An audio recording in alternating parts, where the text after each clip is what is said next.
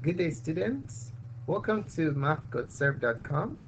In this clip, we're going to be going over an example on how to carry out optimization and modeling using derivatives.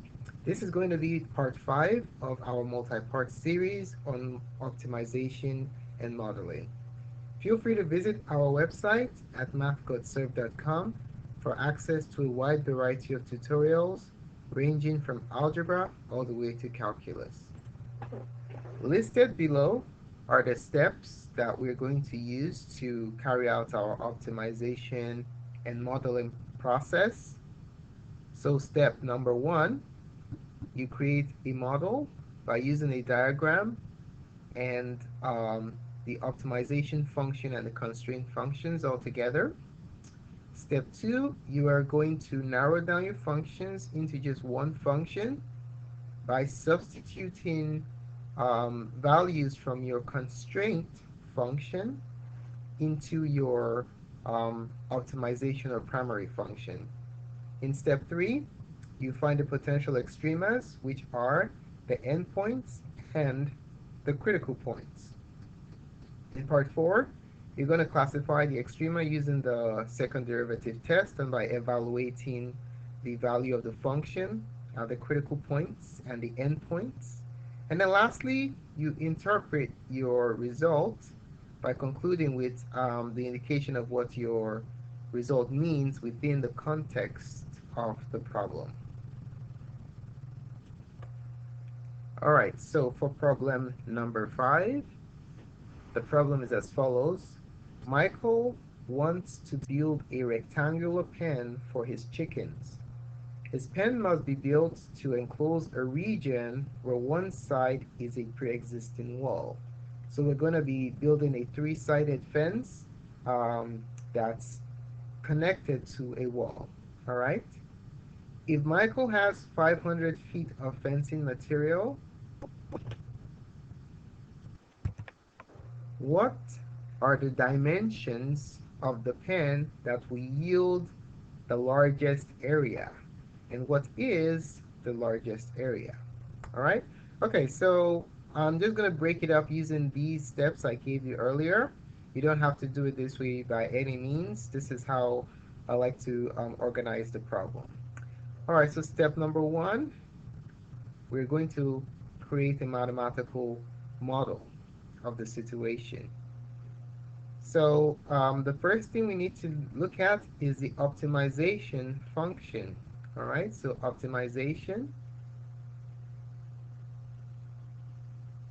function. Okay, so what are we optimizing? We are looking for the largest area. Okay, what is the shape? We're dealing with a rectangle. Okay, so we are looking for the largest area of a rectangle. So the area of a rectangle is length times width. All right, so this is our optimization function. And then we have constraints on the dimensions of our fence, right? So what are the constraints? Well, in order to generate this, we need to look at the shape of the situation, all right? So let's go ahead and sketch it. We have, this is the wall. Let's say that's your wall right there, the pre-existing wall. And then you have the rectangular pen,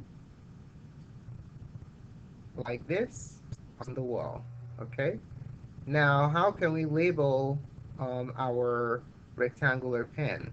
Let's call this the wall. Well, we can call this X, and X, let that be the length. And then what's the width going to be? If the rectangular wall is made up of fencing that is 500 feet long, if you take out X and X from it, what will you have left? You will have 500 minus the 2 x's, okay? So the entire length of the fence, which is 500, minus the 2 opposite sides, 2x. Okay, so that'll be your width. All right, so this is our length right here, and this is our width. So we can use these constraints on the material for um, building our fence to formulate our constraint functions. Okay, so we have the length is equal to x, and then the width is equal to 500 minus 2x. All right, we have our optimization function and our constraints. We're done with part 1. Now let's look at part 2. For part 2, we need to carry out a substitution that will allow us to express our optimization function in terms of exactly one variable. Okay, we just need one independent variable. Here, this area is dependent on two variables. Here, we need to narrow it down just to one. Okay, so our area as a function of x is going to be length, which is x, times the width, which is 500 minus 2x. If we simplify that, we'll have area equals 500x minus 2x squared. All right. We also have to state the domain on our independent variable, which is x. So let's go ahead and state the domain. Now, if we look at our fence, how small can x be? X can be 0, right? There's no such thing as a negative length for fencing.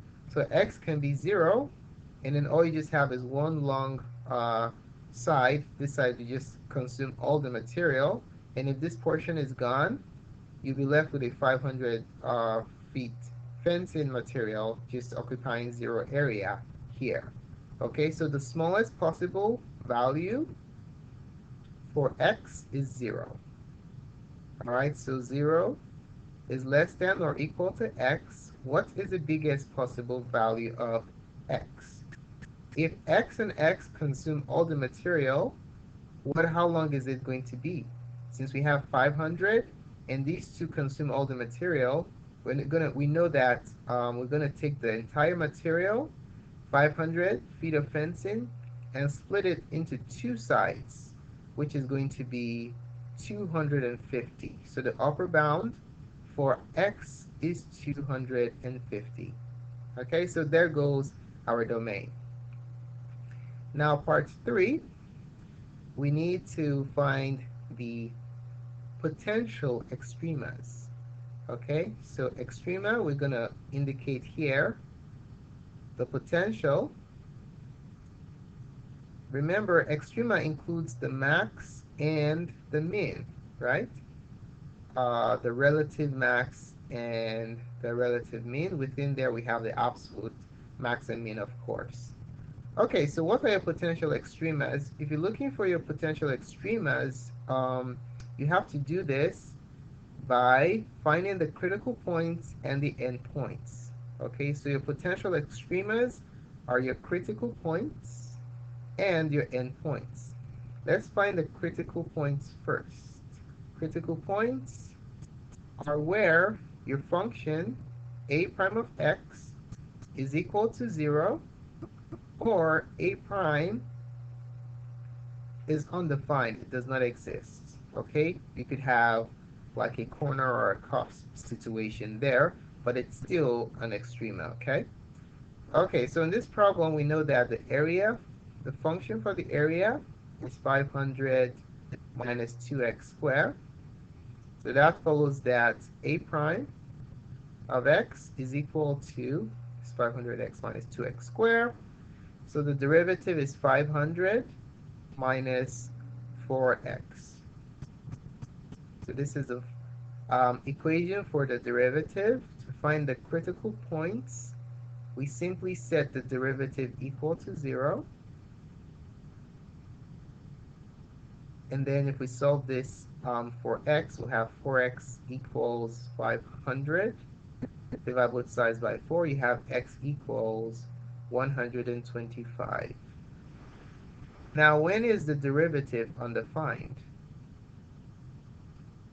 If you take a look at your derivative, this is a linear function, and we know that a line is defined for all x values in the set of real numbers. So they're not, you do not have any um, places where the derivative, this function, is undefined, is defined on the entire domain. Okay? So when is a prime of x non-existent? Never. The derivative is defined for all values of x. So we have exactly one critical point. Okay? Now this is our critical point. And what are our endpoints? Our endpoints are x equals 0, the lower bound of x, and 250, the upper bound on x. That's what we determined with the domain over there. So our potential extremas, are what? List them. Potential extremas are x equals 0, 125, and 250. So hopefully at least one of these will give us the maximum area. Okay, now part um, part 4, we're going to classify. Let's go ahead and classify. We're looking for the maximum here. Okay, so let's classify. So to do this, what we're going to do is evaluate the area at this point. Okay, we know that a of x is equal to x times 500 minus 2x. So a of 0 is going to simply be 0 times 500 minus 2 times 0, which is 0. That makes sense. We have 0 area if you just have a long fence with just the width and no length. Okay? And then if we just have length and no width, where x is 250, we have 250 times 500 minus 2 times 250. This is going to be 0 also. Okay? And then 125, the critical point, we have 125 times 500 minus 2 times 125. If you do the calculations, you end up with 31,250. So we can clearly see that this is the biggest one out of all the critical points. Okay, so this is what we're looking for right here.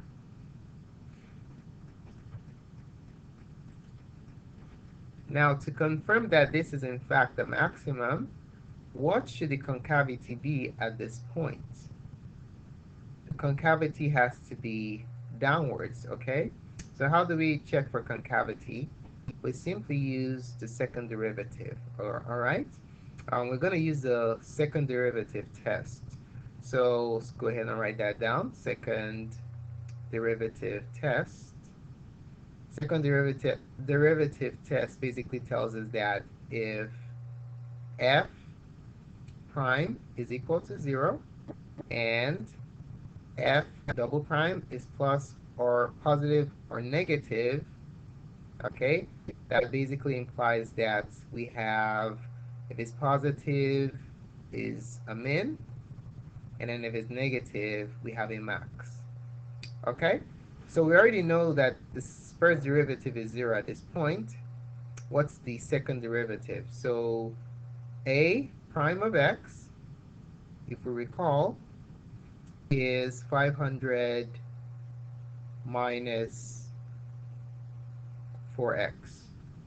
So the second derivative, a double prime of x, is equal to negative 4. So let's write down what this means. Since a double prime is less than 0, that implies that a of x is what?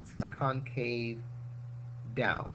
If it's concave down, we have a maximum. Okay, that automatically follows that a prime, where a prime is equal to 0 in this domain, you have a maximum. Okay, so we are confident that a of 125 is a maximum. All right, because this function is concave down on the entire domain. So when you have the derivative being equal to 0 when the concavity is downwards, you automatically know that this is a maximum. Okay, so there goes your maximum value. We have now classified it. Now let's state our conclusion. Let's state what the answer means within the context of the problem. All right, so let's just list certain things first. We know that L was X, and we found X to be, what was X? 125. L is equal to X, which is 125. The width of our rectangular pen was 500 minus 2x. So if you plug in 125 here, 500 minus 125 times 2, you get 250. Let's not forget the unit is in feet. And then the area, the biggest possible area was what we got when we plugged in x into the area function, which is 31,250 square feet. Okay, so let's write down what the answer means. The area, or the largest area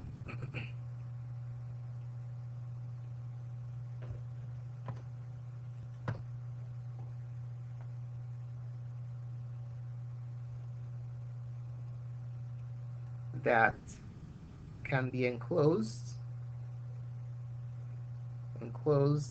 is 31,250 square feet, and the dimensions of the rectangular pen,